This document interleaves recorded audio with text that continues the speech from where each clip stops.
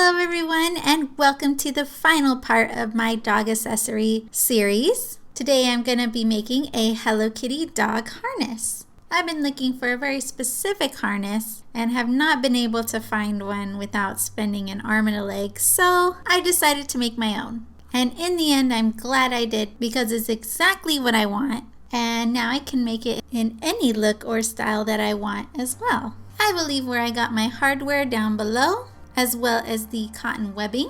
I will be putting this harness on my corgi, and she is a medium-sized dog.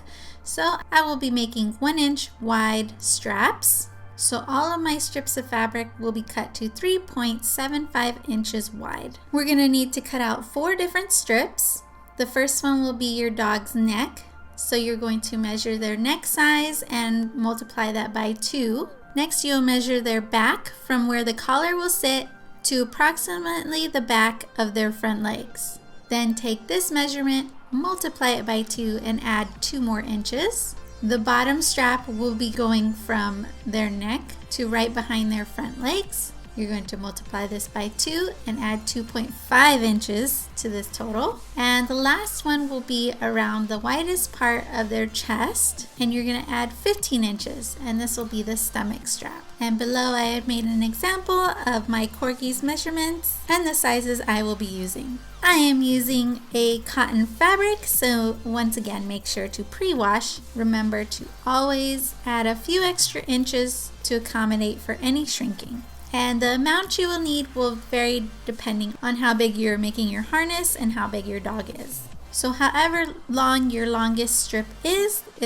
about how much yardage you will need. So the first thing you're going to do is cut out all your strips of fabric to the measurements that you calculated. So you should have 4 in total. And then for each strip, you're going to cut out the same piece in cotton webbing minus 1 inch.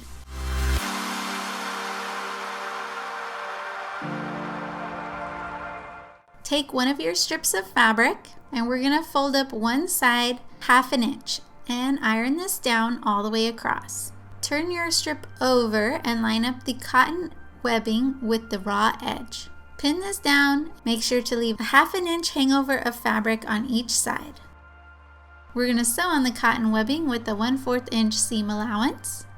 Then we're going to fold this over and iron it down in place.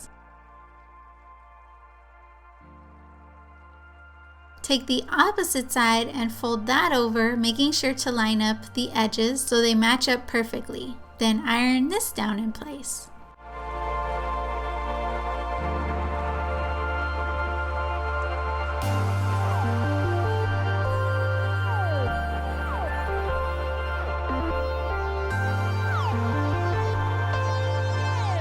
Open your folds back up, and you're going to fold in that 1/2 inch edge, making sure that it lays nicely, and iron this down.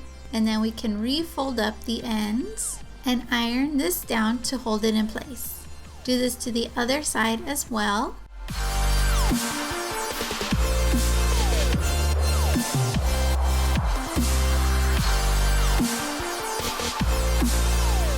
I'm going to pin this together, and then I'm going to sew both ends with a top stitch of a 1/8 inch seam allowance.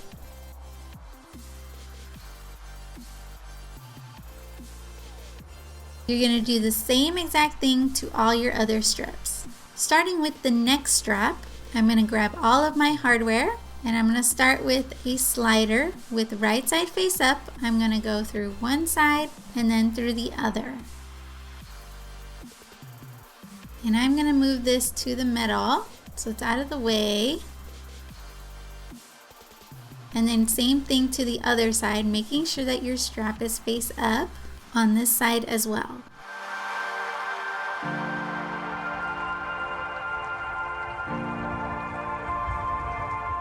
Pick a side and add your O-ring.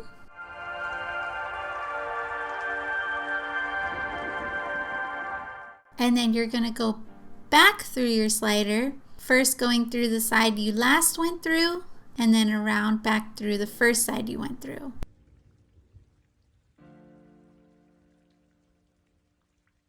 And you want the end to hang out about 2.5 inches. And I'm going to pin this down to hold it in place.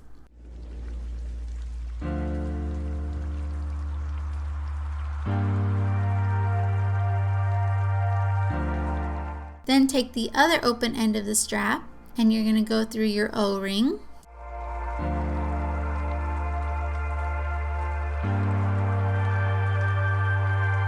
And same thing, you're going to go back through your slider, going through the last side you went through, up and around through the first side.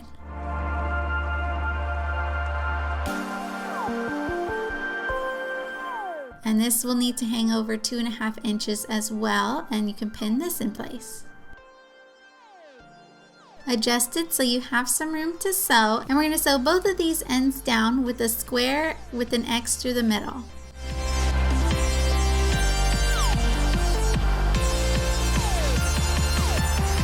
So going to your machine, I'm going to start sewing across as close to that edge as I can, and I'm going to go over this about 3 or 4 times.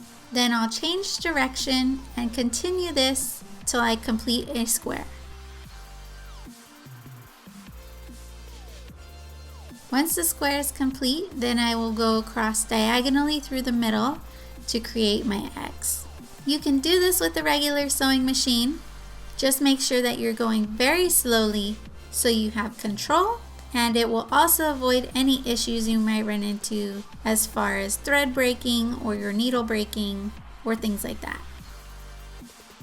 Once this is sewn together, I'm just going to adjust this part a little bit so it lays right. And then grabbing the bottom chest strap, I'm going to go through the O-ring with right sides face up.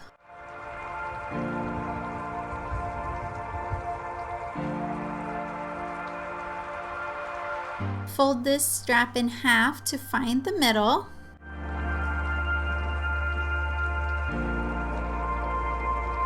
And you're going to fold the ends in to meet the middle that you've marked with wrong sides together. I'm going to pin these down in place. And same thing, we're going to add our square and X stitch on both ends. I will also sew across, connecting the squares at the top stitches to hold that gap in place. So you should have something like this. Next, I'm going to grab my top back strap and I'm going to fold this in half to find the middle. And then I'll fold the ends in to meet the middle like last time. And I'm going to mark where these are at as well. Going back to the neck piece, I'm going to line up the center of the neck piece with one of the outside marks on the top strap, lining up the edge of the strap with the mark that you made. I'm going to fold this back over and pin this in place. Then on the other side, I'm going to grab my D-ring, making sure the curve is on the right side of the strap. And I'm going to fold that side of the strap in with wrong sides together and clip this in place. And same thing, I'm going to sew it down just like I did on the bottom chest strap.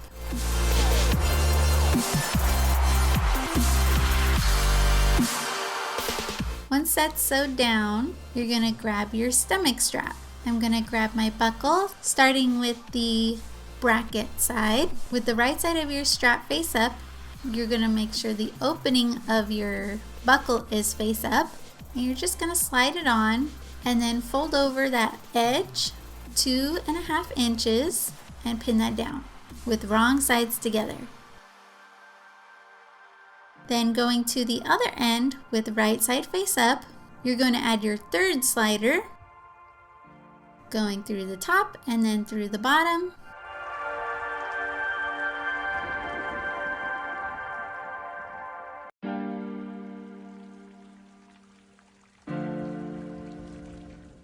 And then we're going to grab the prong side of the buckle, and with right side face up, you're going to go through the top and then back through the bottom.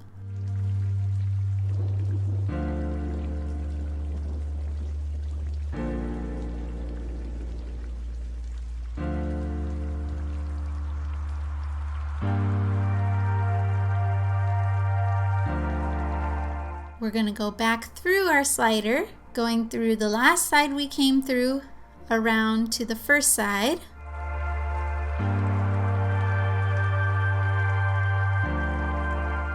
And you're going to pull this end out so that it has a 2.5 inch hangover, and you're going to pin this together to hold in place. Then we're once again going to add our square and X stitch across both of these openings. And then we're going to slide this through the ends of the top and bottom straps.